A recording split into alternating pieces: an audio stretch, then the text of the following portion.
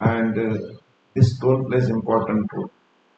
I don't know whether you have read it or not. I asked you to put the things on WhatsApp group so that I can understand whether you people have read it or not, whether you have any difficulties in understanding. But I feel that either you are not interested enough or you do not understand the instructions which are given to you.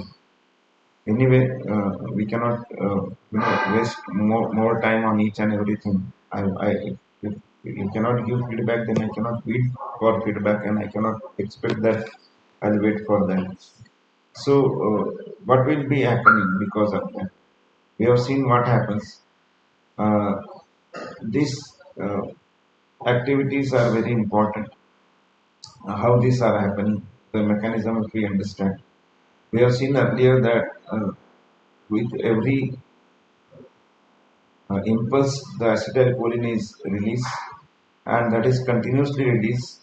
Because of the continuous release of the acetylcholine, that acetylcholine is acting, and one after another it is contracting some of the muscles, and some of the muscles are getting relaxed because no acetylcholine is there, and that is causing the maintenance of the muscle tone to what we call as a partial contraction. So this is very important concept in that. And just now I told you that if we have a 10 floor building, and muscle tone is something like that, there is a center of it on fifth floor. So always from fifth floor, if we have to go down, it becomes easily. That means if the muscle has to relax from fifth floor, it becomes easy. Wherever it is relaxation is required. And from fifth floor to go on 10th floor, that is contraction is easy. Depending on the situation again, whether full contraction is required or partial is required, or how much relaxation is required. From that center, it becomes easy. And therefore, that partial contraction that plays very important role in the physiology of skeletal muscle contraction and relaxation. Now, how these drugs are acting? So far, what we have seen that for all this, acetylcholine is the player. Acetylcholine, which is released at the somatic nerve ending, and because of the it's present at somatic nerve ending, this drug, this neurotransmitter that is acting on the motor end plate or at the motor end plate means at the end of the motor neuron, acetylcholine is released. It has got receptor on skeletal muscle. We call them as an M receptor, that is N nicotinic type of receptors in the muscle. So we call them as an NN type of receptors. We have seen that if we have agonist on that, then we know the mechanism of action of N receptor. That is, they are the receptors of ion channel type. These ion channels will cause increase in the entry of sodium. Because of the entry of the sodium, that will cause the voltage gated channel opening. Therefore, I told to read all this. Voltage gated channel opening will cause threshold potential. Because of crossing threshold potential, calcium can come in. Because of that, it will cause depolarization. Because of depolarization, calcium which is present in the endoplasmic reticulum, in the calcium stores, it will come out, and once it comes out, then it will bind to actin myosin. Because of binding with the actin myosin, it will cause muscle contraction. So this is what the physiology of skeletal muscle contraction. Now, in that, this is how acetylcholine plays important role because it starts it. Because of the acetylcholine, there is a opening of sodium potassium channels on the nicotinic receptor. Now, we also know that we can have agonist, we can have antagonist. If any agonist is there, that will cause same action as the acetylcholine has caused. If any antagonist is there, that antagonist will block the action of acetylcholine. So if the acetylcholine is blocked, acetylcholine will not able to act on that, and therefore no acetylcholine will able to act. No sodium channel will be opening. Because of that, no voltage gated will be opening. Therefore, no threshold potential will be there. And if there is a no threshold potential, then no calcium will come in. No calcium is coming in. No depolarization. No depolarization means no calcium coming from endoplasmic reticulum, and no muscle contraction. This is what all the next sequence will be blocked when we can block the NM type of receptor. Why uh, the agent is the whatsoever agents are there which are acting as a agonist, they will do is they will do similar way what acetylcholine is doing. Earlier acetylcholine was doing for maybe 10 muscles, now this is doing for 15 muscle cells, and because of that because of 15 muscle cells the contraction is increasing, that means more contraction is there because instead of 10 muscle cell which were contracting earlier, now 15 are contracting, so that has caused rigidity, that has caused the increase in the muscle tone. Now what is the problem with this? When muscle tone is increased is one thing, second thing is this agent will be occupying the acetylcholine receptor for longer time. Now, if you remember, if you have read the muscle physiology, you will find that the acetylcholine is acting and immediately taken up by the cholinesterase enzyme and it is metabolized. So it has act on the cell, it is metabolized. By the time on the next near the next cell, next acetylcholine is released, it will be binding, it will be removed. So binding removal is a very fast mechanism which is happening. Okay, and because of that this has bound, then action has started. By the time action is over, acetylcholine is released, is metabolized, the receptor is free, and since the receptor free, then the next molecule can act on it. Okay, so number of time molecules can act. Then, if we have studied that if something is remaining bound for longer time, then it is not providing for acetylcholine and then it is producing binding or effect for longer time. And that is also not desirable because we need constant relaxation and contraction. After contraction, immediately acetylcholine should come out and it should allow.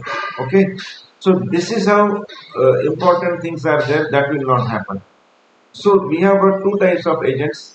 We call them as a competitive antagonist and we call them as a non-depolarizing type of which will not allow depolarization. You know what is depolarization now because I have asked you to study. So there we call them as a non-depolarizing type of agents. While there are the agents which are depolarizing type. Depolarizing means same acetylcholine is also calling depolarization. Therefore, because of the depolarization, it is causing entry of calcium and actin myosin contraction mechanism is there. Now let us see how it will be happening. What will be the changes? So all the agonists of NM receptor, okay, example are decamethonium, succinylmethonium, etc. They are having action. What type of action? That is similar of acetylcholine. So they will producing contraction. Too much contraction, more contraction also is a problem. Okay. Then another is let us see what will be the importance, that is succinylcholine or decamethonium, what impact they will be producing. Okay, so what will happen, uh, this table wise will going, that is end plus membrane potential. So it is depolarized at phase 1, it is depolarized to minus 50 millivolts. Okay, and in phase 2 it will cause repolarization to a minus 80 millivolts. Okay, these are the phase wise actions. Onset for phase 1 immediately it will, because as soon as it binds, it is an agonist of NM receptor. Because of the agonistic activity of NM receptor, it will immediately cause onset of this muscle contraction. But on phase 2, that is repolarization, that is a slow transition. This is very important because of the slow transition as compared to acetylcholine, because it is not immediately removed. They are not immediately metabolized by acetylcholinesterase, and because of that, they will be slow. So if it is taking time, then what will happen to refractory period?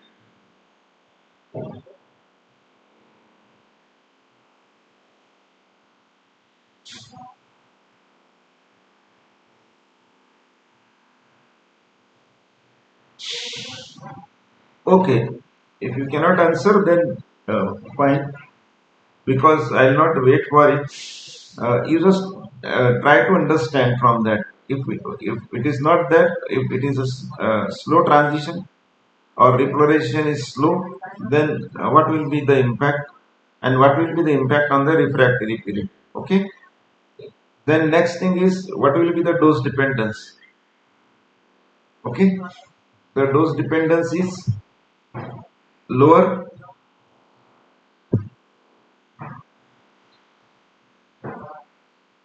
Okay, fine. And it will be dose dependence will be higher, or it will be follow the prolonged infusion. Recovery will be for phase 1 it will be immediate, but for phase 2 it will be more prolonged. Again, if the recovery is prolonged, then what will happen to the refractory period? And if the refractory period is more, then what will be the impact on that? Okay, what will be the impact on the next or subsequent impulses? Okay, the train of 4 and the titanic stimulation. That is titanic stimulation. Again, you should understand what it is. If the that motor end plate is stimulated continuously, then there is a reach at one place that no further contraction is possible. Highest contraction is there, that is called as a titanic. Okay, so titanium will have, if it is there, then what will be the impact? It will not fade down in initial one, and slowly it will fade down in phase 2. What will be the impact of acetylcholinesterase inhibitor? If acetylcholinesterase is inhibited, then because of inhibition of acetylcholinesterase, what will happen to succinylcholine?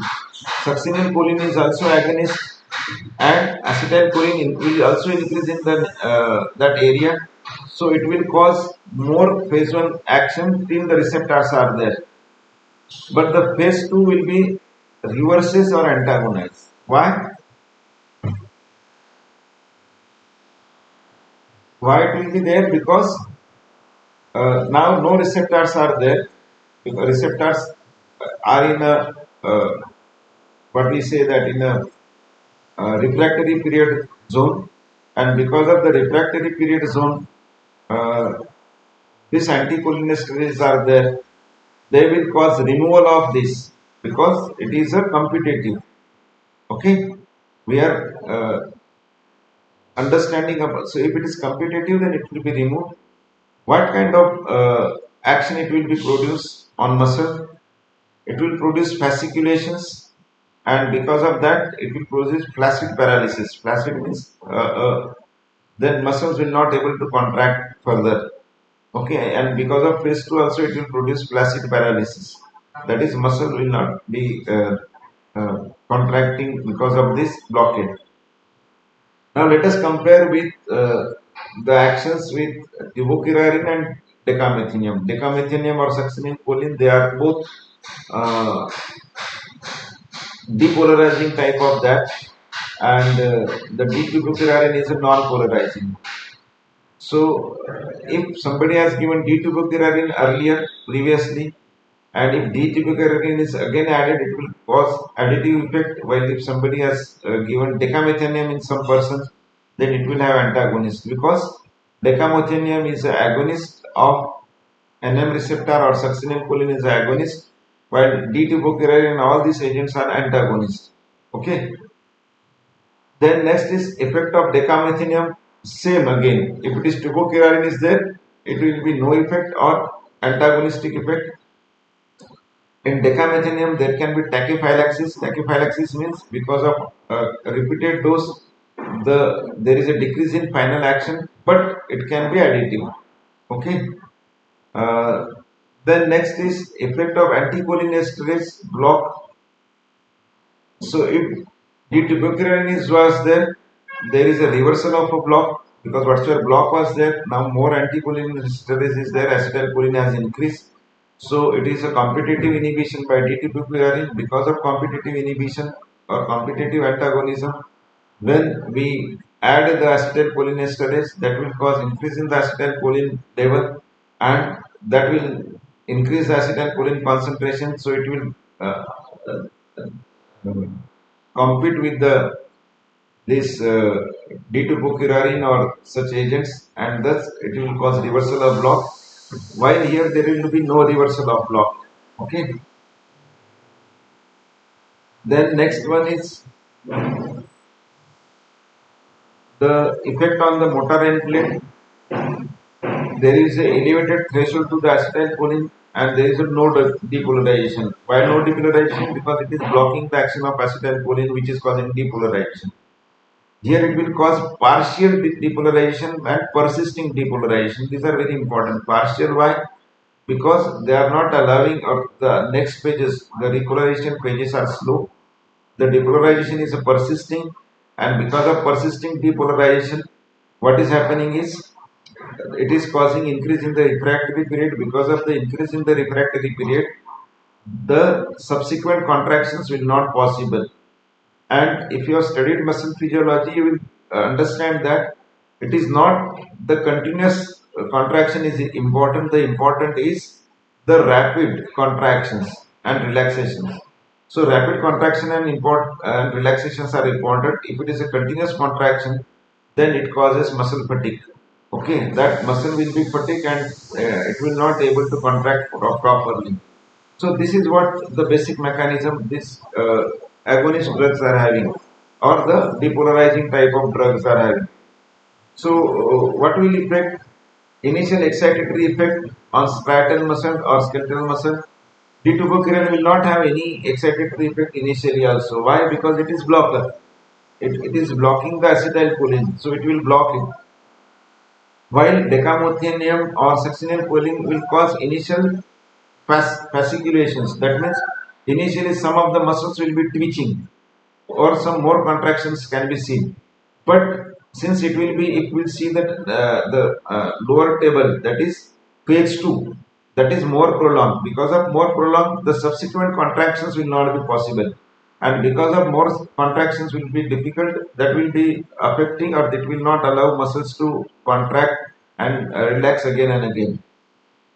Now, what kind of muscle response is seen? If indirectly stimulation, that is tetanic stimulation, is given during a partial block. Now, what is tetanic? I told you, tetanic is the potential which is applied. You put in this one, either YouTube or Google search. What is the tetanic contraction? That is the highest contraction. After that, almost no contraction is possible. So when this much high impulse is there, then this is called as a tetanic contraction. Okay, and whatsoever happens after tetanic contraction, because too much energy is utilized, it is consumed, and sufficient energy is not produced, the receptors were occupied for a long time, all this machinery is not that working, and then that is called as a post tetanic relaxation after tetany. So tetany is very important term, you understand, is highest contraction, I repeat. So what happens to the muscle response after indirect tetanic stimulation? So if somebody tries to stimulate the nerve externally, there are electrodes are available, and with this electrode, last year we have seen the sciatic nerve. If you remember physiology, I have sent you the videos of sciatic nerve stimulation, and in that, if we have given the external stimulation electrode wise, if we increase the amount of stimulation, if we increase the amount of voltages, then it will result to the contraction which is the highest one, that is called as a tetanic contraction. So if we give indirect tetanic stimulation during this partial block, what will be the impact? So the contraction will not be sustained because this T-buprenorphine will block the acetylcholine which was increased. When more potential was applied, more electric current was applied. Because of the more electric current, more acetylcholine was released. But when D-buprenorphine was there, it will block some of the acetylcholine, and because of that, that much contraction will not be there. So contraction will not be sustaining. But if we have decamethonium or succinylcholine, then the contraction will be sustained, or rather it can be more than the previous one. So these are how these drugs are acting. This is how the mechanism is there. I hope you understood the mechanism. If your basics are clear, then this mechanism you will understand very clearly. So both are acting totally opposite to each other, still they are having similar action. Still, both are acting as a skeletal muscle relaxants.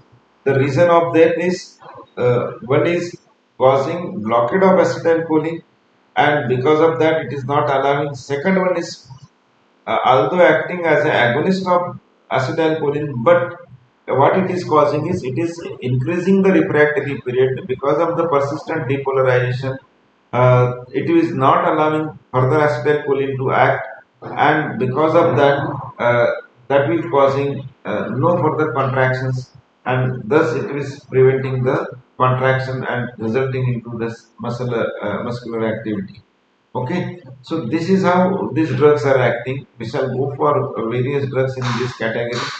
Uh, we'll compare how these drugs are useful, and then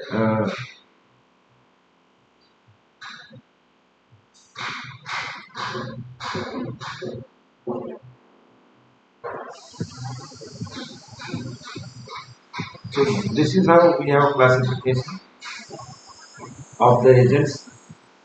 Uh, these are we call them as a neuromuscular blocking agent or acting on the neuromuscular agents. So ultra short and short acting agents. Example of this is succinylcholine, chloride, then uh, gantacurium, then nivacurium. These are ultra short acting agents. The onset of duration is very fast. Again, classification wise, succinylcholine is a depolarizing type. That is, it is agonist of acetylcholine. While the next two are the competitive antagonist or they are NM receptor blockers. The onset is within 2 minutes or 2 to 3 minutes. Duration is maximum 10 minutes, 11 minutes. In Mivacurium, it is up to 20 minutes. How it is eliminated? Hydrolysis by cholinesterase that is causing. While the gentacurium is attaching to the cysteine amino acids, and then it is hydrolyzed. Then intermediate acting agents like vacurinium, atracurinium, rocurinium, and cystacurium. These all see curium whenever these are lastly NIUM or IUM is there. That means all these are the antagonists. You should remember this. Okay. So their onset is around, except the last one, all are having around 2 to 3 minutes onset. Onset means when the action will be starting. Duration is around 40 to 90 minutes. Each of them are having, and how they are metabolized is hepatic and hydrolysis. This is how they are metabolized and then they are excreted through this long duration agents are there, that is pipercurium, D2-bucurarin, which was the first one. It was called as a curare poison. That in some of the tribal areas that they will be putting the arrows into this plant extract or plant which is containing this due to vocabulary, and because of that this arrow which is with this D2-bucurarin, when it will put on either animal or human beings, that will cause blockade of acetylcholine neuromuscular receptors. Because of that blockade, the muscle will be relaxed or it will not be contracting. If it is not contracting, particularly respiratory muscles, diaphragm, that will cause relaxation, and because of that relaxation or because of non-contraction of diaphragm, the person may die with the respiratory failure. So this was the mechanism. So it was called as a arrow poison. Earlier it was known as a D2-bucuratin was known as a arrow poison. Then we have got its semi-synthetic and synthetic analog. So these are pipercurium, pancuronium, and then what metocurium, doxacurium. These are various agents which are having, and the duration is very high. These agents are there. Okay. So accordingly, these drugs are used for various conditions. Their doses are given. Doses are uh, given in various way: initiation dose, intermittent injection, and continuous injection. These are required when for certain tissues a surgical process are there, and during that when surgery has to be done, muscle has to be relaxed, and because of the relaxation, it becomes easy for the surgery, and that will cause less damage to the muscle. So, like this, because of this, these agents are used.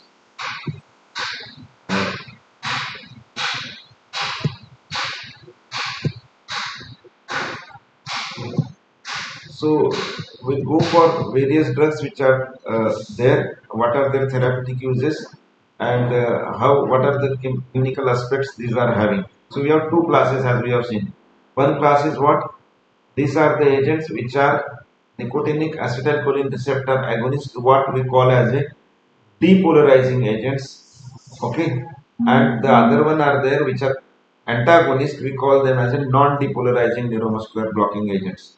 So very clear thing is there. Those which are agonist, they are all depolarizing because they are causing depolarization of muscle potential similar to that of acetylcholine. So we call them as a depolarizing. Those which do not cause it, we call them as a non-depolarizing. So what are the depolarizing ones? Succinylcholine is there, which is a depolarizing one. What it is doing, it is using the induction of neuromuscular blockade in surgery. I told you just now where they are used. Okay, and during intubation, again when the tubes are inserted in body, then muscles they may not allow because of the contraction rigidity. What are the important things about it? It induces rapid depolarization of motor end plate. It induces phase 1 block. We have seen what is phase 1 and phase 2 earlier. It it has causing resistance to and augments the acetylcholine esterase inhibition. It induces the fasciculations, then flaccid paralysis. Flaccid means the paralysis can be of two types. One is called as a flaccid, and flaccid means the muscles are relaxed, and because of too much relaxation, muscle will not able to contract, is called as a flaccid there. And another are tetanic or in a contractile situation they will be there, so they will be causing that contractions. Okay, so flaccid means always a muscle relaxed in that way.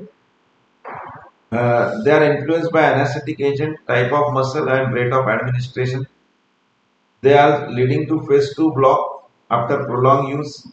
They are metabolized by butyrylcholinesterase. It is not safe for the infants and children. It is contraindication wherever there is a malignant hyperthermia or muscular dystrophy is there. In that patient, it should not be used. Dexamethasone is not used in US. Nicotinic is used as a smoking cessation because it is not that way therapeutic use. And then next is uh, varenicline, that is also used in a smoking cessation for NN type of receptor. So these are the nicotinic receptor agents. Now those which are antagonists, there are so many. We have seen them. Butyropicarin was the first one. Arrow poison it was called. And then we have got many semi-synthetic and synthetic like mivacurium, ancurium, rovacurium, vacurium, metocurium, atracurium, then cistracurium, doxacurium. Then last one is pipercurium. So these are the agents. They are causing induction of neuromuscular blockade in surgery, uh, particularly and also during intubation. All the neuromuscular blocking agents are administered parenterally because only near site of muscles it is administered. They are preferred agents in the patient with the renal failure, the atracurium and the other one. Uses are same in all cases. Okay. Now, what are the agents we have seen about their duration of action? So, D2 is very old now. It is not that much useful. It can induce because it is a plant. product. It can induce histamine release, and it can cause partial blockade of the ganglionic also, because it is not very selective in nature. It can also act on NL also and NM also, so that is a problem with the the other one which are there. We can show various activities we can have. So mivacurium is having short acting activity because of the rapid hydrolysis, and it has to be used with the caution in the patient with the renal or hepatic insufficiency, because it is metabolized by liver and excreted through renal. Then the pancuranium is having some anti-muscarinic receptor activity. Uh, it has got excreted through renal and hepatic route. Some vagolytic activity may cause tachycardias, hypertension, and increased cardiac output, because it has got muscarinic anti-muscarinic activity. So we call it as a vagolytic also, because vagus nerve at the inside the periphery, inside the parasympathetic tract. Vagal is a parasympathetic, and then this vagal nerve, when it acts on heart or some of the smooth muscle, it is through muscarinic receptor. So when antivagal or vagolytic, we call it as a, because it is anti-muscarinic in nature. So it can cause tachycardia, hypertension, increased cardiac output. Then the next one, rocuronium, is aminosteroid in nature. It is stable in solution, rapid onset than other agents, and if it is eliminated by hepatic. Now we have to understand this thing. Whenever it is hepatic elimination, that means whenever it is a liver problem, it has to be used carefully, or dose has to be adjusted. Then same is, next is same. Uh, the third one is the metocuronium, three times more potent than the tibocurarine. It is showing less release of histamine. Then atracurium is susceptible for the hormone elimination. It's a chemical. If you study it in chemistry, it is there, hormone elimination and ester hydrolysis. These are the chemical reactions which are taking place. Uh, for infant up to 1 month, same doses are there for children and adults. The costracurium is more potent than the previous one, that is atracurium. Same like previous, but only thing is it does not release histamine as the previous one was doing. Doxycycline is having renal elimination, so it can be given in hepatic problems. Uh, then hypercuronium, hepatic metabolism, and the renal elimination. So like this, these are the various drugs which are being used. I hope you understood the concept of whatsoever we call it as a this two basic units, depolarization and non-depolarizing. And we have seen various actions about this drug. What are the problems? We have seen all the problems which the drugs are causing, and all various drugs which we have studied about this. So you please go through various books for this. If any difficulties, you can post in. If the difficulties are there, we can discuss it on Monday, or otherwise we'll start other topic from Monday, that is cardiovascular system. We'll start. So please go through the cardiovascular system in between. What's your the uh, things related to cardiovascular system? Uh, what I'll suggest you to read is you go for hypertension first. So for hypertension, you should read what are the blood vessels, what are the how the blood vessels are there. What do you mean by yeah, there is a very good table or flow chart is given in Tortora, the factors which are affecting blood pressure. It is important.